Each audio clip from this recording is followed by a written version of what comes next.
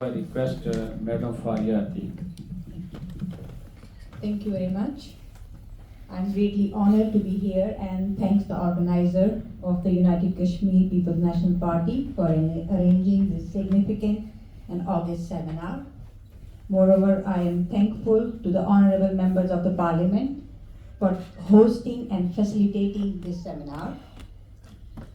Today's topic, as we all know, is the forced division and injustice in Jammu and Kashmir, strategies for redressing historical injustice and conflict. Because I am studying and I'm still a student, so the way my teacher is telling us they start from the history. I won't take that long, but I would like to talk about a little bit about it. The criticality of South Asian region can be understood through the geopolitical lens of how borders were created in the region. The British demarcated most of South Asian present-day borders to mitigate their security anxieties. And the long histories of war, conflict, and violence eventually formed these borders.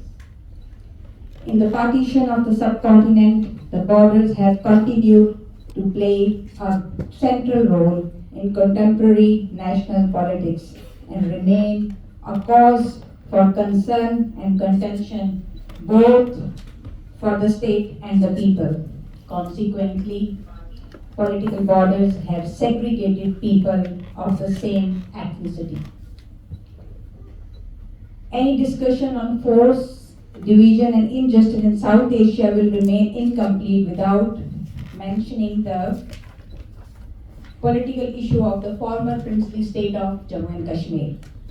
The border around Jammu and Kashmir is one of the most complex frontier systems in the world, which divides the state into three areas controlled by India, Pakistan and China. The competing claims and perspectives on Jammu and Kashmir are essential in understanding the issue in depth. India claims the state in its entireties, including the parts that are under Pakistani occupation and Chinese control. However, Pakistan and China officially maintain that the entire territory of JK is disputed. However, Pakistan divided its occupied territories, carving out a separate state called Northern Areas and ceding a chunk of China for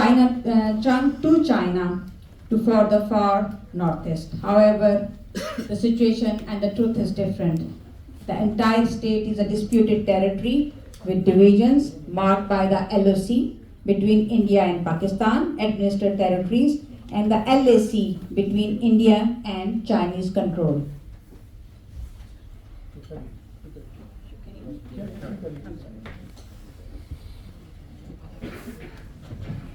Line of control, which is called LOC, and line of actual control, which is it's also a border which is between the China and Kashmir.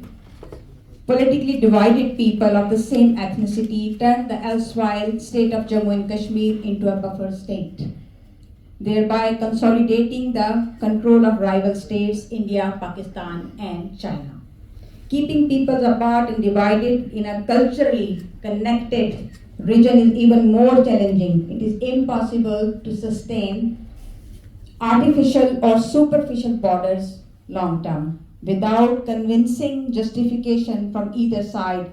So, psychological and mental borders are created through state-sponsored propaganda, where people on the one side are convinced about the impending threat and view people on the other side of the border with suspicion. The agony of the commoner, especially those who live in these border areas, is of great deal. The adjoining area of the militarized de facto border of Jammu and Kashmir show how the troubled border is fenced and the everyday life of an ordinary villager remains under constant occupiers' forces surveillance, Pakistani, Indian, and China. Defensive and offensive border strategies at LOC and LAC are closely related to the security dynamics of their region generally and their national and security priorities and domestic policies specifically. Now the current situation is even more, you can say that, challenging, and it has entirely changed the complete discourse.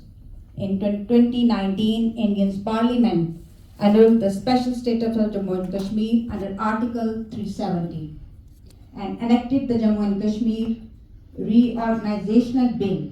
This legislation divided the region into two union territories, Jammu and Kashmir, which retained its legislature, and Ladakh, which did not.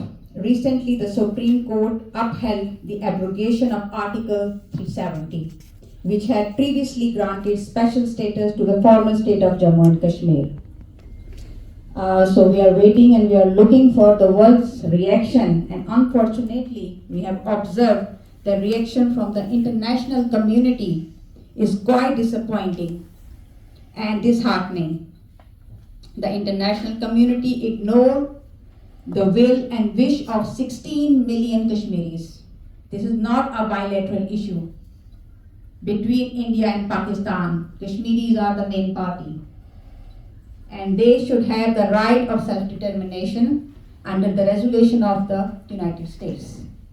In the end, we would have some recommendations, and I hope that the respected MPs, they are here, and they will definitely follow up in their own meetings. A few recommendations are as follows. In a tense geopolitical scenario such as this, people living in the Jammu and Kashmir region are for the most part powerless, with little control over their environment, and are highly vulnerable to physical and psychological injury. A shift from mutual distrust and hostility to mutual trust and friendship with a holistic approach is required. An alternative humanist angle to the discourse of forced division and injustice in Jammu and Kashmir is needed to maintain international credibility. International organizations and institutions are responsible for intervening and ensuring the protection of human rights in the region.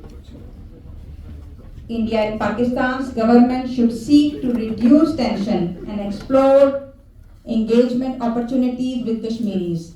The people of Jammu and Kashmir must be empowered to exercise their free will and decide the future of their region.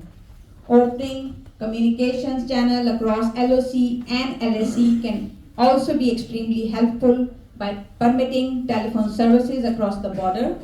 However, there is no easy access to the internet along the borders. Facilitating the movement of people across the LOC should be a priority for both of people across the LOC.